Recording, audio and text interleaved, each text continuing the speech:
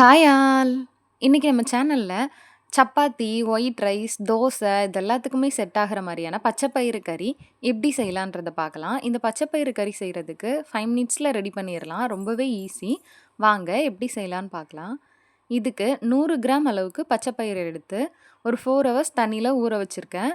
இத ஒரு 2, 3 டைம் நல்லா வாஷ் பண்ணிட்டு, குக்கர்ல ட்ரான்ஸ்ஃபர் பண்ணிக்கலாம் அந்த பச்சை பயிர.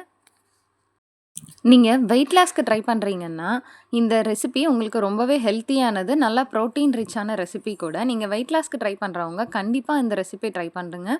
ரொம்பவே ஹெல்த்தியான ரெசிபி. இப்போ இந்த குக்கர்ல இந்த ஊற வச்சிருந்த பச்சை பயிறு எல்லாத்தையும் ட்ரான்ஸ்ஃபர் பண்ணியாச்சு. கூடவே காரத்துக்கு 1 இல்லன்னா 2 பச்சை மிளகாய் சேர்த்துக்கலாம்.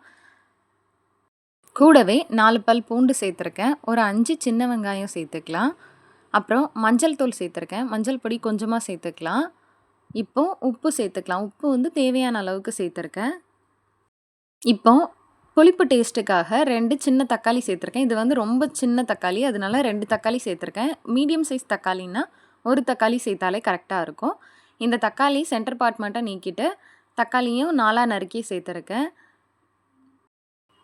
அப்புறம் இது மூழ்கிற அளவுக்கு இந்த பச்சை பயிறு மூழ்கிற அளவுக்கு தண்ணி சேர்த்து இத மூடி போட்டு மூடி வச்சிரலாம். ஒரு சின்ன துண்டு பெருங்காயம் மட்டும் சேர்த்துருக்கேன் கூடவே. ஒரு சின்ன துண்டு பெருங்காயம் இல்லன்னா பெருங்காயத்தூள் சேர்த்துக்கலாம். இது மூழ்கிற அளவுக்கு தண்ணி சேர்த்து இத மூடி போட்டு மூடி வச்சிரலாம் இப்போ. குக்கர்ல இத 4லிருந்து 5 விசில் வச்சா நல்லா குழைவா வெந்து வந்திருக்கும். நமக்கு சாப்பிடுறப்போ கிரேவியா சாப்பிடுறப்போ நல்லாயிருக்கும். நான் இன்னைக்கு 4 விசில் வச்சு எடுத்துக்கிறேன் குக்கர்ல. ஓகே. இப்போ குக்கர்ல 4 விசில் வந்துடுச்சு. இத நல்லா மசிச்சு விட்டுக்கலாம். ரொம்ப மசிச்சு விடணும்னு அவசியம் இல்ல. லைட்டா கரண்டி வச்சு மசிச்சு விட்டுக்கலாம். நம்ம மத்து வச்சுலாம் மசிக்கணும்னு அவசியம் இல்ல. ஏன்னா நமக்கு இது நான் ஆல்ரெடி ஊற வச்ச பயிறுன்றனால இதுலயே நல்லாவே குழைவா வெந்திருக்கும். இப்ப அத சும்மா கரண்டி வச்சு லைட்டா மசிச்சு விட்டுக்கலாம். இந்த கிரேவிக்கு பச்சை பயிறு கறிக்கு நம்ம இத தாளிச்சு மட்டும் சேர்த்தா அவ்வளோதான் நமக்கு கிரேவி ரெடி ஆயிரும். இதில நமக்கு தண்ணியா வேணும் கொஞ்சம் இந்த சாதத்துக்கெல்லாம் சேர்த்து சாப்பிட்றப்போ இன்னும் கொஞ்சம் தண்ணியா வேணும் அப்படின்னா, லைட்டா கொதிக்க வச்ச தண்ணிய இது கூட ஆட் பண்ணிக்கலாம். நான் இன்னைக்கு சப்பாத்திக்கு செய்றனால, சப்பாத்திக்கு இந்த மாரி கெட்டியா இருந்தா நல்லாயிருக்கும்.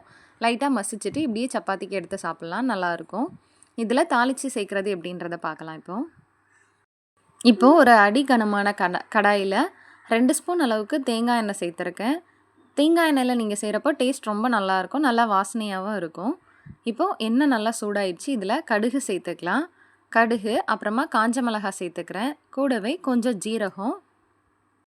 இப்போ ஜீரகம், கடுகு எல்லாம் நல்லா கலர் சேஞ்ச் ஆனதும், கூடவே நறுக்கி வச்சிருக்கிற 5 சின்ன வெங்காயம் சேர்த்துருக்கேன். இதில 2 பூண்டு தட்டி சேர்த்துக்கலாம் இப்போ. வாசனைக்காக கருவேப்பில, மல்லி இலை சேர்த்துருக்கேன். இது கருவேப்பில லைட்டா நல்லா வாசனை வந்ததுமே, இது கூடவே நம்ம ஆல்ரெடி குக்கர்ல வேக வச்சு வச்சிருந்த இந்த பச்சை பயிறு எல்லாத்தையும் சேர்த்து மிக்ஸ் பண்ணிரலாம். அவ்வளோதான். இப்போ ஸ்டவ் ஆஃப் பண்ணிரலாம். நம்ம பச்சை பயிறு சேர்த்த பிறகு இத கொதிக்க வைக்கணும்னு அவசியம் இல்ல. தாளிச்சு மட்டும் சேர்த்தா போதும். அவ்வளோதான் சுவையான பச்சை பயிறு கறி ரெடி ஆயிடுச்சு. இந்த மெத்தட்ல நீங்க பச்சை பயிறு கறி வந்து செய்றது, சூடான ஒயிட் ரைஸ், சாம்பார் சாதத்துக்கு கூட இத நீங்க கூட்டுக்கு சாப்பிட்டுக்கலாம். ரொம்பவே நல்லாயிருக்கும். சாம்பார் சாதம், பருப்பு சாதத்துக்கு. அப்புறம் பச்சை பயிறு வந்து இந்த பச்சை பயிறு கறியில நெறைய புரோட்டீன் இருக்கிறனால வெயிட் லாஸ்க்கு இது ரொம்பவே நல்லா ஹெல்ப் பண்ணும். நீங்களும் அந்த ரெசிபி ட்ரை பண்ணி பாருங்க. சப்பாத்தியோட சாப்பிட்றதுக்கு இது ரொம்ப டேஸ்ட்டா இருக்கும். நீங்க இந்த ரெசிபி ட்ரை பண்ணி பார்த்துட்டு எப்படி வந்துச்சுன்றத கீழ கமெண்ட் பாக்ஸ்ல சொல்லுங்க. உங்களுக்கும் இந்த ரெசிபி பிடிச்சிருக்கும்னு நம்புறேன். உங்களுக்கு இந்த ரெசிபி பிடிச்சிருக்குன்னா சேனலை சப்ஸ்கிரைப் பண்ணிட்டு பாருங்க. Thank you all.